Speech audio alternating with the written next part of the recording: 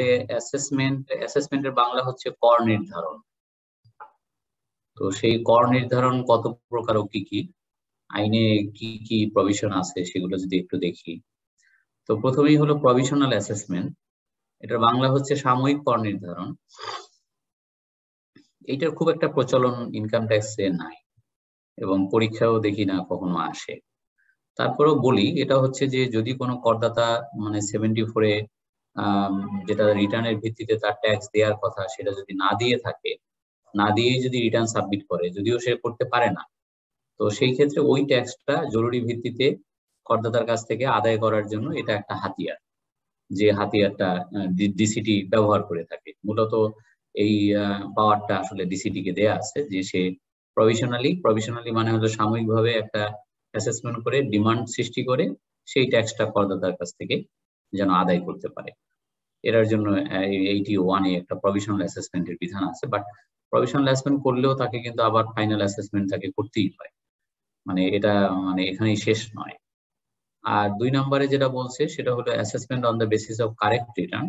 সেটা হলো কোনো করদাতা যদি সাধারণ পদ্ধতিতে রিটার্ন সাবমিট করে, সার্বজনীন স্বনির্ধারণী পদ্ধতিতে না দিয়ে এইটাতে টিক চিহ্ন দিয়ে যদি রিটার্ন সাবমিট করে, যে আপনার রিটার্ন ফর্ম দেখছেন কিনা আমি জানি না, তো রিটার্নের উপরে দুইটা ঘর আছে, একটা হলো সাধারণ আর একটা হলো সার্বজনীন স্বনির্ধারণী। মানে সার্বজনীন স্বনির্ধারণীর ইংরেজি হচ্ছে ইউনিভার্সাল সেলফ অ্যাসেসমেন্ট, আর এটা হলো নর্মাল। তো নর্মালে টিক চিহ্ন দিয়ে যদি কেউ রিটার্ন সাবমিট করে কিন্তু রিটার্নটা সব দিক থেকে যদি ঠিক থাকে, তাহলে ডিসিটি কিন্তু তাকে না ডেকে তার হিয়ারিং এর জন্য তাকে টাকাটাকি না করে মানে সো মটো সে অ্যাসেসমেন্ট করে দিতে পারে on the basis of that return, but correct return যেটা। সবচেয়ে ইম্পর্টেন্ট হচ্ছে এটা 3 নম্বর, সেটা হলো ইউনিভার্সাল সেলফ অ্যাসেসমেন্ট। এইটা বাংলাদেশে 2007-08 বছর থেকে খুব ভালোভাবেই চালু আছে এবং এটা হ্যাসেল ফ্রি, যার জন্য এটা খুব পপুলার। এবং বাংলাদেশে 99% মানুষ এই পদ্ধতিতে রিটার্ন দাখিল করে। কেন করে? যে এইটাতে সাবমিট করলে আর কোনো জ্বালা নাই, কোনো ঝামেলা নেই। যদি অডিটে পড়ে তাহলে একটু ঝামেলা আছে, বাট যদি অডিটে না পড়ে তাহলে সে যা রিটার্ন হিসাব টিসাব করে যা যা দিল এইখানেই শেষ। মানে তাকে আর লেফট রাইট করতে হয় না। লেফট রাইট মানে হলো যে ইনকাম ট্যাক্স অফিস থেকে ডাকাডাকি, নোটিশ করা, নোটিশে হিয়ারিং দেওয়া, হাজিরা দেওয়া ইত্যাদি, এগুলো নাই। তাহলে বলতে পারেন যে এটা তাহলে এই পদ্ধতি যদি ভালো হয় তাহলে এটার প্রসিডিওরটা কি?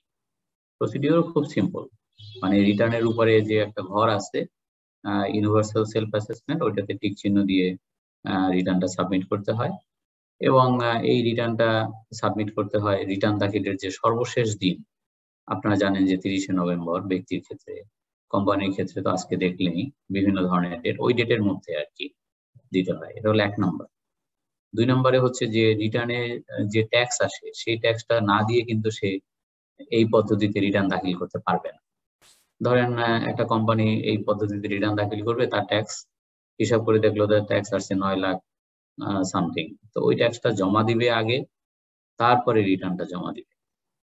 আর 3 নাম্বার যেটা, সেটা অলরেডি আপনাদেরকে পড়ানো হয়েছে গত ক্লাসে। তো সেখানে বলা হয়েছিল যদি কোনো হিসাবে ভুল ভ্রান্তি থাকে এবং ভুলে যদি ট্যাক্স কম দিয়ে থাকে, তাহলে কিন্তু ডিসিটি যদি তাকে নোটিশ করে তাহলে তার ওই ট্যাক্সটা দিয়ে দিতে হয়। আবার নিজের থেকেও যদি ভুলটা ধরা পড়ে 180 দিনের ভিতরে, তাহলে সেও কিন্তু আবার ওই ট্যাক্সটা 2% পার মান্থ পেনাল্টি সহ বা ইন্টারেস্ট সহ সে জমা দিতে পারে। আর একটা কথা যেটা, সেটা হলো যে ব্ল্যাক মানি হোয়াইট করার একটা বিধান এখানে আছে।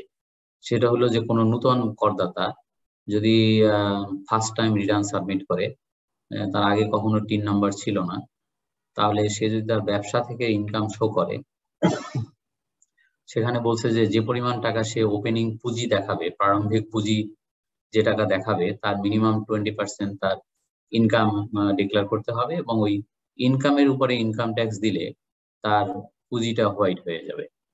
মানে কিরকম আপনাকে উদাহরণ সহকারে বলি। ধরেন একজন নতুন করদাতা, সে 1 কোটি টাকা নিয়ে ব্যবসা শুরু করছে, তো তার ওপেনিং ক্যাপিটাল কত ব্যালেন্স শিটে? 1 কোটি। তাহলে এই বছরে সে ইনকাম করছে কত? 20 লাখ। তাহলে 20 লাখের উপরে যা হিসাবে ট্যাক্স আসে ভদ্রলোকের, 20 লাখের উপরে ধরেন আনুমানিক ট্যাক্স আসবে 2 লাখ, 2.5 লাখ টাকার মতো ধরেন ট্যাক্স আসে। 2.5 লাখ টাকা সে ট্যাক্স দিয়ে দিলে তার 1,20,00,000 টাকা হোয়াইট হয়ে যাবে। আইনে বলছে যে ওই 1 কোটি টাকা যে টাকা নিয়ে সে ব্যবসা শুরু করছে, ওই টাকা সে কোথায় পেলো এত টাকা, ওই টাকার তার ব্যাখ্যা দিতে হবে না। ওইটা যদি ইভেন ব্ল্যাক মানিও হয়ে থাকে তাহলেও মানে ওইটা হোয়াইট হয়ে যাবে অটোমেটিক্যালি।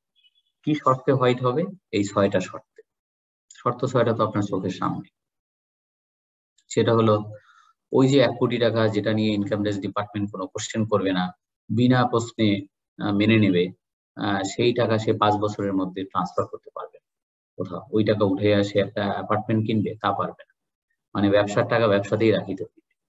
আর কমপক্ষে তাকে ইনিশিয়াল ক্যাপিটালের 20% ইনকাম ডিক্লেয়ার করতে হবে, এবং সেই ইনকামটা ডিক্লেয়ার যেটা করবে দ্যাট মাস্ট বি দা কি বলে ট্যাক্সেবল ইনকাম।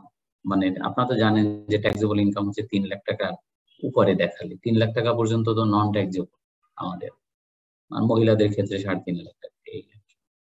তো এই টুকটাক যে শর্তগুলো আছে এইগুলো মেনে যদি কেউ করে তাহলে কিন্তু মানে ব্ল্যাক মানি হোয়াইট করার একটা সুপ্ত জিনিস কিন্তু এর ভিতরে ঢুকানো আছে, বুঝতে পারছেন?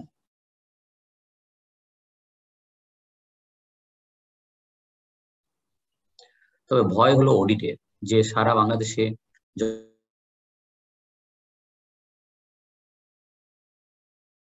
যত মানুষ যেন বাছাই হয়, এই অডিট বাছাইয়ের এখতিয়ার দেয়া আছে এনবিআর কে। যদিও এই বাছাইতে, আপনারা কি শুনতে পাচ্ছেন? স্যার শুনতে পাচ্ছি। ওকে, ঠিক আছে। যদিও এই বাছাইটা ইনিশিয়ালি করে ডিসিটি, কিন্তু এনবিআর এর অ্যাপ্রুভালটা নিয়ে নেয়। তো সেই ক্ষেত্রে বিভিন্ন কারণে হয়তো বাছাই হয় যে মানুষ যে সার্বজনীন স্বনির্ধারণী পদ্ধতি রিটার্ন দিল, ডিসিটি অনেক সময় সেটা বিশ্বাস করে না, এবং কিছু কিছু রিস্ক ফ্যাক্টর আইডেন্টিফাই করে সেগুলো দিয়ে তাকে আক্রমণ করে। এবং ধরেন কথার কথা বলে যে মানে কোনো করদাতাকে চিঠি লিখলো যে আপনি যে সার্বজনীন স্বনির্ধারণী পদ্ধতিতে রিটার্ন দাখিল করছেন সেটি জাতীয় রাজস্ব বোর্ড কর্তৃক অডিটের আওতাভুক্ত হয়েছে নিম্নলিখিত কারণে। কি কারণ? 1 নম্বর হলো আপনার আয়ের থেকে ব্যয় বেশি, এটার সংস্থান কিভাবে হবে, অথবা আপনার যে পারিবারিক খরচ আপনার জীবনযাত্রার মানের সাথে সেটি সঙ্গতিপূর্ণ নয়, অথবা আপনি গত বছর থেকে কম আয় প্রদর্শন করিয়াছেন যাহা সচরাচর হওয়ার কথা নয়, ইত্যাদি ইত্যাদি। মানে কোনো একেবারে ডেফিনিট কোনো কিছু না, মানে সন্দেহের বশবর্তী হয়ে ক্ষেত্রগুলোকে আইডেন্টিফাই করে, এবং এগুলো ডিল মারলো, ডিল লাগলে লাগলো, না লাগলে না লাগলো, এরকম বিষয়টা।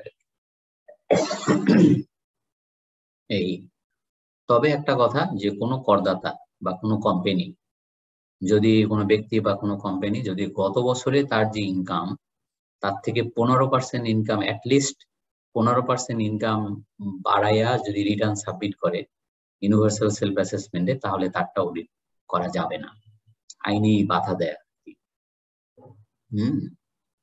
তো সেখানে আবার কয়েকটা শর্ত, 6টা শর্ত দেয়া আছে, যে এই শর্তগুলো মেনে যদি কোনো করদাতা গত বছর থেকে 15% বর্ধিত আয় দেখিয়ে রিটার্ন সাবমিট করে সার্বজনীন স্বনির্ধারণী পদ্ধতিতে, তাহলে তারটা অডিট মুক্ত থাকবে। তার মানে ভয় থাকবে না যে আমারটা যদি অডিটে পড়ে আবার আমাকে নিয়ে ডাকাডাকি করে।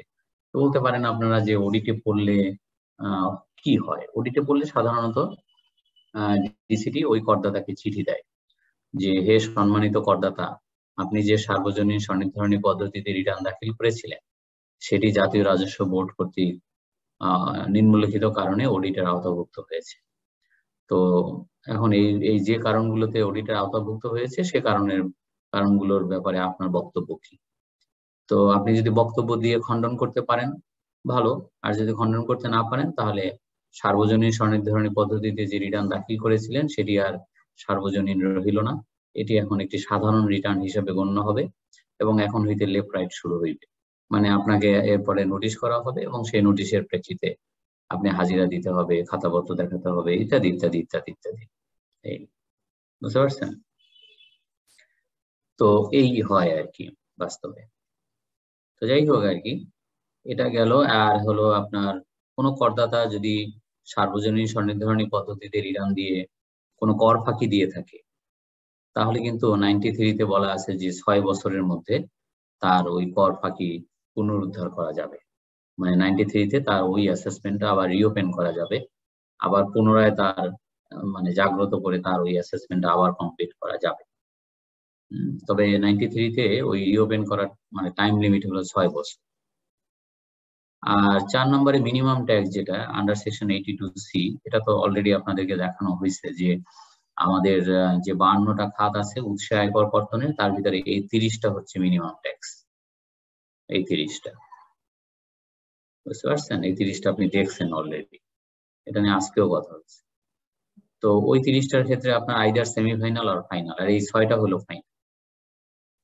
এই 6টা থেকে যা ট্যাক্স কাটবে ওইটাই ফাইনাল, এবং ওইটার ট্যাক্স ক্যালকুলেশন কিভাবে করবেন সেটাও এখানে দেওয়া আছে, বুঝতে পারছেন। এই তারপরে দেখেন 5 নম্বর হলো স্পট অ্যাসেসমেন্ট। এইটা বাস্তবে এখন নাই। একসময় আইন ছিল এরকম যে ডিসিটি স্পটে চলে যাবে, যেখানে নতুন নতুন দোকান গজায় উঠছে ওই সব দোকান মালিকের কাছে চলে যাবে নিজে ব্যক্তিগতভাবে, গিয়ে তার অফিসের স্টাফ নিয়ে ইন্সপেক্টর সহ যাবে বা কিছু, গিয়ে মালিককে বোঝানোর চেষ্টা করবে যে আপনাদের ব্যবসা করতেছেন ভালো কথা, তো আপনার ট্যাক্স দেওয়া উচিত, আপনার 3 নাম্বার থাকা উচিত। তো এগুলো ভোলাইয়া ভালাইয়া যদি তারে এই আওতায় নিয়ে আসতে পারে, ওইটার একটা মানে স্কোপ ছিল।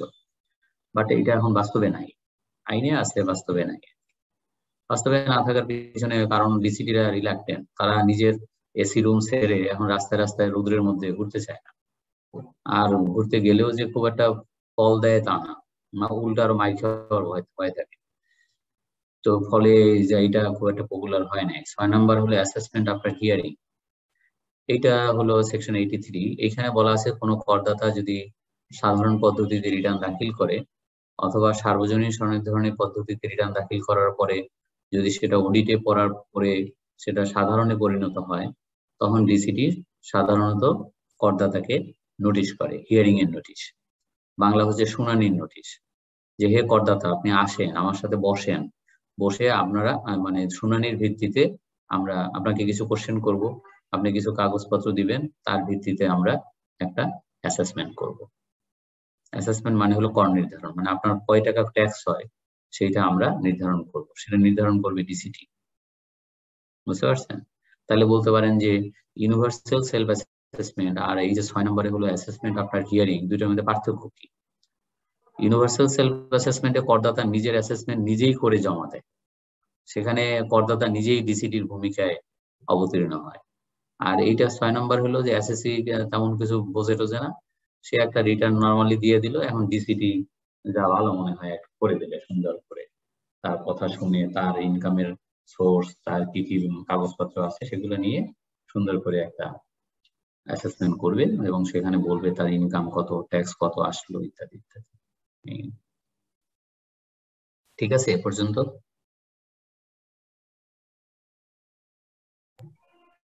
স্যার। এরপরে আসেন 7 নাম্বার। 7 নাম্বারটাও এখন নাই, এটা আইন করা হয়েছিল কিন্তু ভালোর জন্য, assessment on the basis of report of NBR appointed chartered accountant. অর্থাৎ একসময় ভাবা হয়েছিল যে ডিসিটি সব ধরনের অ্যাসেসমেন্ট তো সব ধরনের অ্যাকাউন্টস তো ঠিক মতো অ্যানালাইসিস করতে পারে না, কারণ ইনকাম ট্যাক্সে যারা চাকরি করে তারা বিভিন্ন ডিসিপ্লিন থেকে আসে, মানে কেউ হিস্ট্রি, কেউ ইংলিশ, বাংলা, নানান ডিসিপ্লিন থেকে ইউনিভার্সিটি থেকে পাস করে আসে। এরপরে অবশ্য রিগরাস ট্রেনিং হয়, ইনকাম ট্যাক্স, অ্যাকাউন্টিং এগুলোর উপরে ট্রেনিং হওয়ার পরেও তো সবার তো আর সমানভাবে রপ্ত করতে পারে না।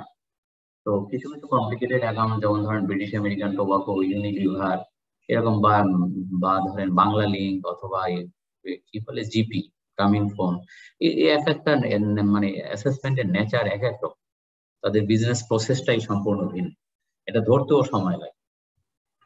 তো তখন ভাবা হয়েছিল যে ঠিক আছে, এনবিআর যদি একজন আলাদা চার্টার অ্যাকাউন্টেন্ট, যে চার্টার অ্যাকাউন্টেন্ট অডিট করছে তারে বাদ দিয়া আর একজন রিনাউন্ড চার্টার অ্যাকাউন্টেন্টকে যদি অ্যাপয়েন্টমেন্ট দেওয়া যায়, যে আপনি একটু মানে ওই অডিট রিপোর্টটা পুঙ্খানুপুঙ্খভাবে বিশ্লেষণ, ইনকাম ট্যাক্সের ভিউ পয়েন্ট থেকে ডিসিটির চোখ দিয়ে এটাকে পুঙ্খানুপুঙ্খভাবে অ্যানালাইসিস করে যদি একটা রিপোর্ট সাবমিট করেন, যাতে আমার ডিসিটি সেটা সুন্দর একটা অ্যাসেসমেন্ট করতে পারে, তো তাকে একটা ফি দেওয়া হবে এই।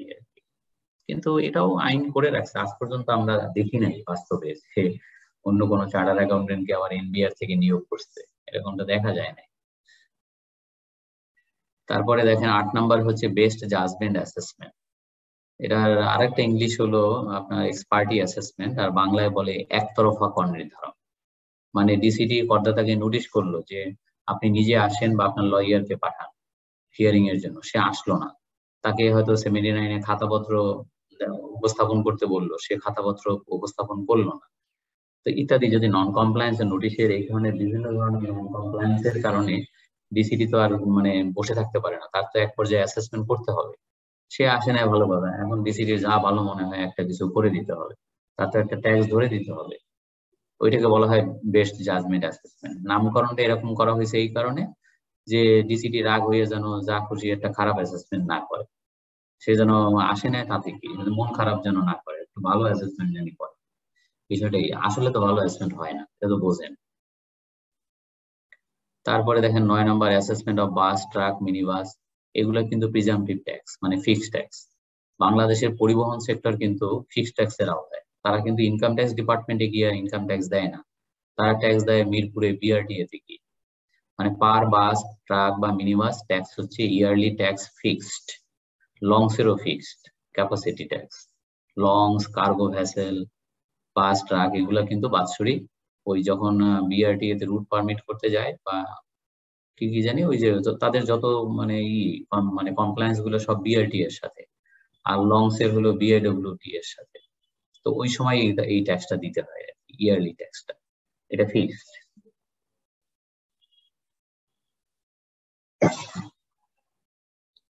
তারপরে দেখেন পার্টনারশিপ ফার্মের অ্যাসেসমেন্ট। পার্টনারশিপ ফার্মের অ্যাসেসমেন্ট আর ব্যক্তির অ্যাসেসমেন্ট একই এবং রেটও একই, মানে প্রথম 3 লক্ষ টাকা শূন্য এইভাবে আর কি। তো যাই হোক আর কি, এটা গেল assessment the in case of succession of business otherwise then on death. তো যদি কারোর দেখা যায় যে একটা ব্যবসা সে পরিচালনা করতে পারতেছে না, বয়স হয়ে গেছে, এখন নাতির এসে ব্যবসাটা দিয়ে যেতে চায়, তার মানে এখন নাতির অ্যাসেসমেন্ট হবে একটা, আর আগে নানার একটা অ্যাসেসমেন্ট হবে, দুইটা অ্যাসেসমেন্ট হবে, যেহেতু মালিকানা চেঞ্জ হয়ে যাচ্ছে। যদিও মালিক, অরিজিনাল মালিক মারা যায় না, বুড়ো হয়ে গেছে, মানে আর পারে না, এই জন্য সে তার ভাগনারে এখন দিয়ে যাচ্ছে বা নাতিরে দিয়ে যাচ্ছে ইত্যাদি, সেই ক্ষেত্রে দুইটা অ্যাসেসমেন্ট হবে। তারপরে দেখেন 12 নম্বরে হলো অ্যাসেসমেন্ট অফ ডিসকন্টিনিউড বিজনেস। কেউ যদি ব্যবসা বন্ধ করে দিতে চায়, ব্যবসা বন্ধ করার 15 দিনের মধ্যে ডিসিটি কে জানাতে হবে। তো 15 দিনের মধ্যে ডিসিটি কে জানাতে হবে, এবং যদি ডিসিটি কে জানাতে ব্যর্থ হয় তার জন্য আবার জরিমানার বিধান আছে, বুঝতে পারছেন। তারপরে 13 নম্বরে হলো assessment in case of person living Bangladesh. কোনো ব্যক্তি যদি চিরতরে বাংলাদেশ ছেড়ে চলে যায় এবং ডিসিটি কে যদি বলে যায়, তাহলে ডিসিটি তার মানে ওই ভগ্নাংশের বা ওই খণ্ড পিরিয়ডের একটা লাস্ট অ্যাসেসমেন্ট তাকে করে দিবে, যাতে করে সে প্লেনে উঠে চলে যেতে পারে, টাটা বাই বাই। যদিও এই আইন বাংলাদেশিরা তো কেউ মানেই না, বিদেশিরা মানে, কোনো বিদেশি ধরেন বাংলাদেশে 4-5 বছর চাকরি করছে, এখন চলে যাচ্ছে ফাইনালি, সে কিন্তু ইনকাম ট্যাক্সের একটা ক্লিয়ারেন্স নিয়ে যায় যে বাংলাদেশের সাথে আমার হিসাব নিকাশ শেষ। ওইটার জন্যই কিন্তু ওই আইনটা আছে। আর 14 নম্বরে হলো মৃত ব্যক্তির কর নির্ধারণ। কোনো ব্যক্তি যদি মারা যায়, মারা গিয়েও শান্তি নেই, মারা যাওয়ার আগের দিন পর্যন্ত তার যা ইনকাম ছিল এটার উপরে তাকে লাস্ট তার ছেলে বা মেয়ে, তার ওয়াইফ যে জীবিত আছে তাকে ওই হিসাব করে তাকে একটা রিটার্ন দিতে হবে, লাস্ট রিটার্ন, এবং ওটার উপরে অ্যাসেসমেন্ট হবে, ট্যাক্স দিতে হবে। এবং যিনি মারা গেছেন তিনি যা সহায় সম্পদ রেখে গেছেন তার ভিতরে ইনকাম ট্যাক্সের হক সবার আগে, যে টাকা মানে ইনকাম ট্যাক্স পাওনা আছে ওগুলো পরিশোধ করতে হবে। তারপরে সম্পত্তি ভাগ বটারা হবে, স্বামী মানে ওই স্ত্রী কত পাবে, ছেলে মেয়েরা কি পাবে, এটা পরে, বুঝতে পারছেন। তার মানে মারা গিয়েও কিন্তু শান্তি নেই। তারপরে এসকেপ পেমেন্ট 15 নম্বর, এটা 93 তো বলা হয়েছে কয়েকবার, সেটা হলো কর ফাঁকি। কেউ যদি কর ফাঁকি দিয়ে থাকে, কোনো কোম্পানি বলেন, ব্যক্তি বলেন, মানে সে যেভাবে হোক, ইনকাম কম দেখাইছে, অ্যাসেট হাইড করছে, এক্সপেন্ডিচার বেশি দেখাইছে, এটাতে বিভিন্ন ভাবে কনসিলমেন্টটা হতে পারে। মানে আয় কি হলো, বলবেন নাকি ওটা খুলে গেছে এমনিতেই?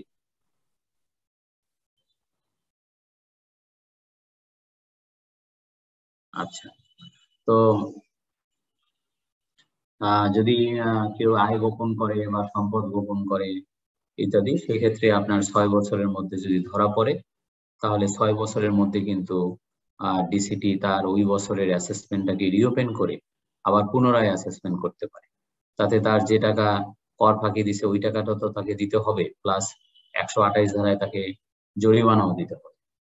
এবং যত বছর জরিমানাটা পড়ানো হয় না, জরিমানাটা দেখে আগামী ক্লাসে জেল জরিমানা করানো হতে পারে আর কি।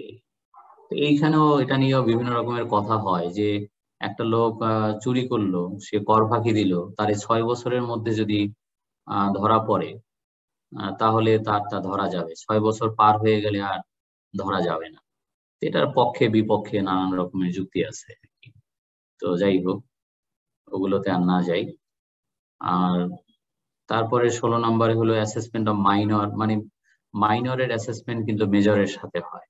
মানে বাচ্চা ছেলে মেয়েদেরও যদি কোনো ইনকাম থাকে তাহলে সেগুলো অটোমেটিক্যালি ফাদারের সাথে বা মায়ের সাথে অ্যাসেসমেন্ট হয়, বা কোর্ট থেকে যদি কোনো বেনিফিশিয়ারি নিয়োগ করে দেয় তাদের হাতে হয়।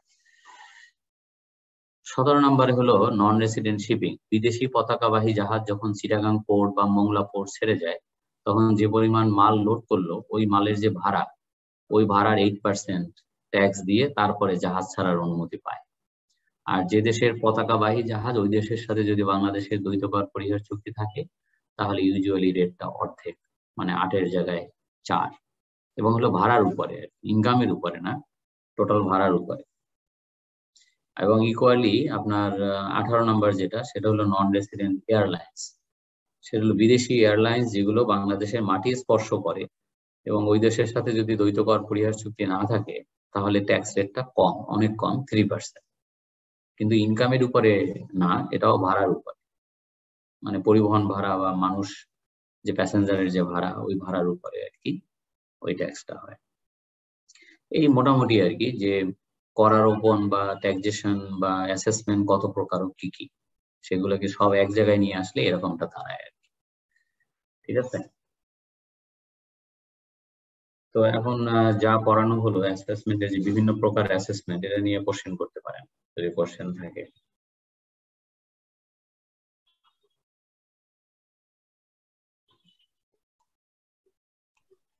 স্যার, নর্মাল নর্মাল অ্যাসেসমেন্টটা মূলত তাহলে করে কারা?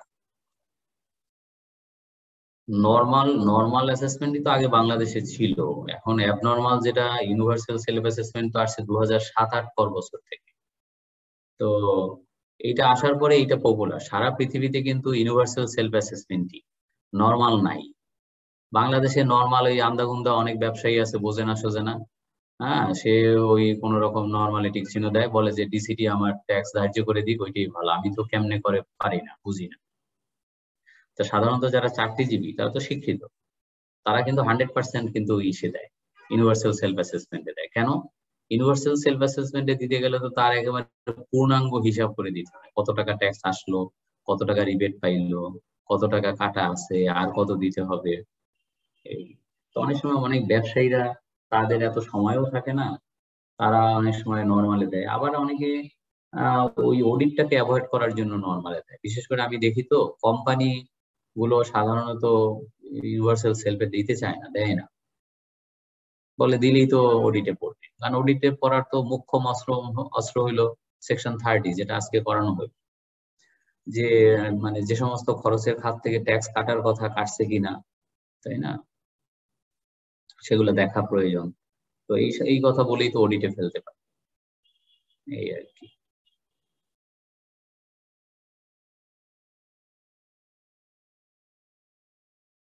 বলেন আর কোনো কোশ্চেন? স্যার, কেউ যদি ট্যাক্স ফাঁকি দেওয়ার উদ্দেশ্যে বা অন্য কোনো ইয়াতে যদি স্যার ও যদি বিদেশ চলে যায় ট্যাক্স না দিয়ে, সেই ক্ষেত্রে কি ডিসিটির কোনো স্টেপ আছে কিনা? কি আবার বলেন কি? স্যার, কেউ যদি ট্যাক্স না দিয়ে বিদেশে চলে যায়, সেই ক্ষেত্রে ডিসিটির কোনো ইয়ে আছে কিনা, স্টেপ? স্টেপ না, যদি দেশে কোনো সম্পদ থাকে সেই সম্পদের উপরে কোর্টে কি অ্যাটাচমেন্ট কোনো করে। ইয়া করা যায় কিনা? হ্যাঁ, কি দিয়ে? কি বলে? স্যার, যখন স্যার ইমিগ্রেশনে যাবে সেক্ষেত্রে কোনো বাধা বা কোনো কিছু করতে পারে কিনা? ইউজুয়ালি না, ইউজুয়ালি মানে শোনেন, এখন এই জিনিসগুলো হয় কি, কেউ যদি বইলা যায় তাইলে পারে, তার সাথে পারে। কেউ যদি না বলে যায় তো তার সাথে কি মানে কিভাবে সম্ভব? তবে হ্যাঁ, যদি কোনো লোকের কাছে ট্যাক্স পাওনা থাকে, সে ট্যাক্স না দিয়ে বিদেশে চলে যায়, ডিসিটি কিন্তু তার যে বাংলাদেশের যে সহায় সম্পদ আছে, ব্যাংক অ্যাকাউন্ট আছে, বাড়ি আছে, সেইগুলো অ্যাটাচমেন্ট করে ট্যাক্সটা আদায় করতে পারে। কিন্তু ওইগুলো সাধারণত হয় না, সাধারণত ওইটা হয়। ইভেন বিদেশিদেরও বাধা দেওয়া হয় না। কোনো বিদেশি যখন ইমিগ্রেশন পার হয়ে চলে যায়, ইনকাম ট্যাক্স থেকে কিন্তু তাকে বাধা দেওয়া হয়, কারণ তাহলে আমাদের যে ফরেন ডাইরেক্ট ইনভেস্টমেন্ট এফডিআই কিন্তু বাধাগ্রস্ত হবে। গভর্নমেন্ট ওটাও চায় না, কোনো প্যানিক সৃষ্টি হোক এটাও চায় না, কারণ তাহলে ভাবমুখী নষ্ট হয়। Sir tax clearance certificate show করতে হয় না, ইমিগ্রেশনে?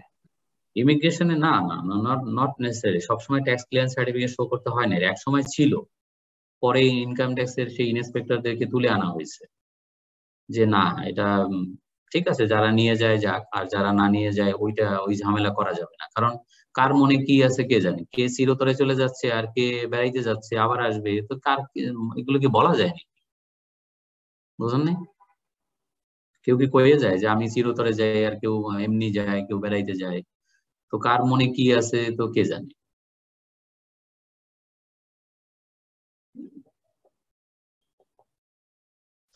স্যার ডিসিটি কি 6 বছর হয়ে যাওয়ার পরও ব্যাকডেটে আবার কোনো ফাইল ওপেন করতে পারে ট্যাক্সের অডিট করার জন্য?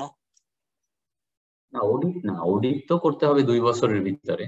আর 6 বছর হলো 93-তে রিওপেন করা, মানে কর ফাঁকি যদি ধরা পড়ে 6 বছরের মধ্যে ধরা পড়লে তাকে 93 করে মানে নোটিশ করতে পারবে, কিন্তু 6 বছর পার হয়ে গেলে আর কিছু করতে পারবে না। বুঝতে পারছেন? জি স্যার, আমাদের একটা কোম্পানি এই 2016 সালে আমরা অ্যাকাউন্টস করছিলাম, তো ওইটা এবার করছে, ওটার ইয়া করছে স্যার, করার পর ওইটা জায়গায় দেখা গেছে যে আমাদের লিগাল ডকুমেন্টস সবকিছু ডিসঅ্যালাউ করে রাখছে প্রায় 30 কোটি টাকার মতন, অথচ সবকিছুর কাগজ আছে তারপরে ডিসঅ্যালাউ করে দিচ্ছে। আচ্ছা, ওগুলো আপিল করলে হয়তো পাবে, আপিল করলে হয়তো এটা ঠিক হয়ে যাবে। তবে 2016-17 যে অ্যাসেসমেন্টের কথা বললেন, ওইটা তো 6 বছরের মধ্যেই। এখন তো 2022 সাল তো শুরু কেবল, ঠিকই আছে। মানে বলা আছে যে অ্যাসেসমেন্ট ইয়ার শেষ হওয়ার 6 বছরের মধ্যে 93-তে রিওপেন করতে পারবে যদি কোনো কর ফাঁকি ধরা পড়ে। বুঝতে পারছেন? জি স্যার। 6 বছর পার হয়ে গেলে যদি কোনো কর ফাঁকি ধরা পড়ে সেটা আর কিছু করতে পারবে না।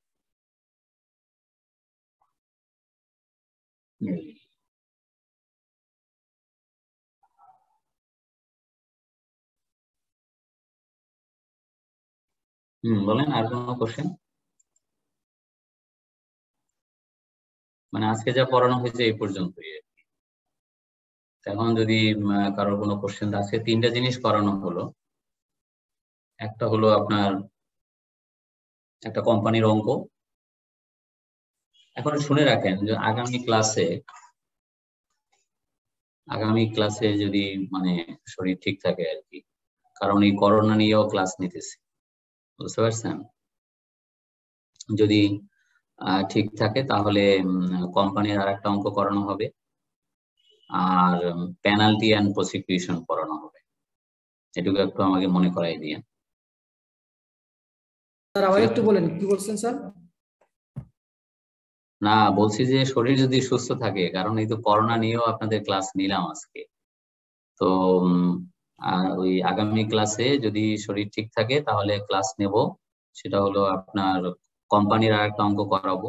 আজকে তো একটা অঙ্ক করালাম, কোম্পানির একটা অঙ্ক করাবো, আর একটা অঙ্ক, আর হলো পেনাল্টি অ্যান্ড প্রসিকিউশন, বাংলা হচ্ছে জেল জরিমানা, মানে কি কি কারণে জেল এবং জরিমানা হতে পারে। ঠিক আছে?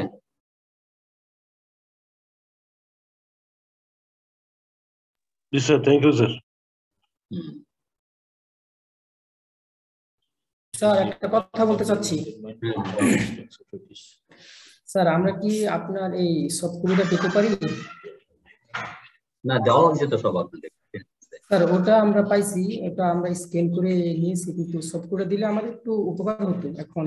না না না সেটা সব না সব কপি এখন পাবেন না, আচ্ছা ওই স্যার, ঠিক আছে। কপি আপনাকে করতে হবে। তো ঠিক আছে, তাইলে আর যদি কোনো কোশ্চেন না থাকে তাহলে আমরা শেষ করে জি দিই। স্যার, আসসালামু আলাইকুম। স্যার এমসিকিউ এর জন্য কোনো বই বাজার আছে কি স্যার? না, এমসিকিউ পদ্ধতিটাই তো নতুন, বুঝছেন? এখন এখানে আপনার আহ ধরেন এই থেকে আইসিবি থেকে তো একটা কোশ্চেন ব্যাংক দেওয়ার কথা আপনাদের, ওইখান থেকে কিছু গাইডলাইন পাবেন। আর এমসিকিউর উপরে কি পরীক্ষা হয়েছে একটাও? জি স্যার, হয়েছে, এই যে এবারটা হয়ে গেল, এবার হইল এমসিকিউ। হ্যাঁ ওই তো, মানে ওইখান থেকে ওই ওই যদি ওইটার সাজেস্টেড অ্যান্সার সহ আপনি হাতে পান তাহলে ওটাও একটা বড় গাইডলাইন। স্যার আমরা হালিম স্যারকে বলছিলাম, বলছি নাকি এটা কি করতেছে, ব্যবস্থা করতেছে, এখন দেখি দেয় কিনা। আচ্ছা, স্যার আরেকটা হলো চ্যাপ্টার ওয়াইজ যদি আমাদের কিছু এমসিকিউ আপনি স্যার একটু মানে আপনার ব্যক্তিগতভাবে দিতেন তাহলে আমাদের একটু ভালো হতো আর কি, না ঠিক চ্যাপ্টার আছে, ওয়াইজ। দিলাম তো আপনাকে। চ্যাপ্টার ওয়াইজ তো আর ওইভাবে হয় না, কম্বাইন্ডলি ওইভাবে তো সাজানো নাই আপনারা।